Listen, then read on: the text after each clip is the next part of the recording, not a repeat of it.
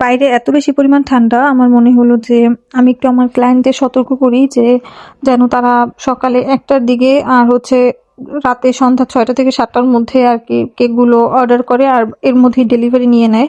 কারণ এত বেশি ঠান্ডার মধ্যে আসলে আমরাই বাহিরে বের হতে পারি না, সেখানে রাইডাররা সাইকেল নিয়ে এসে তারপরে কেকটা ডেলিভারি করা খুবই টাফ। আমার লোকেশনটা একটু দূরে হওয়ায় আরো বেশি টাফ হয়ে যায়, কারণ বেশিরভাগ সময় রাইডার এতটা দূরে আসতে চায় না।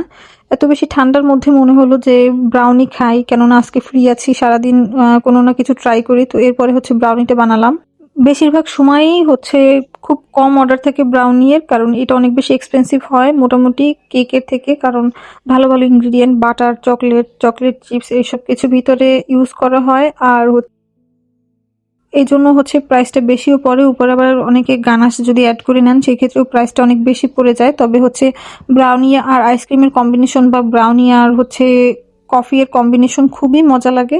আপনারা যারা এখনো ট্রাই করেননি তারা ট্রাই করতে পারেন। আমরা হচ্ছে ব্রাউনিরও অর্ডার নিচ্ছি, যদিও আমাদের মেনুতে এখনো দেওয়া হয়নি, তবে আমাদেরকে মেসেজ দিলে হচ্ছে আমরা ডিটেলস দিয়ে দেব। আর যেহেতু বাইরে অনেক ঠান্ডা আর ঠান্ডারও বেশ কিছুদিন থাকবে, আমি একটু বেশি পরিমাণেই বাসার জন্য তৈরি করেছিলাম যাতে হুটহাট একটু খাওয়া যায় যখন তখন। এই জন্য সবাই ভালো থাকবেন, আল্লাহ হাফেজ।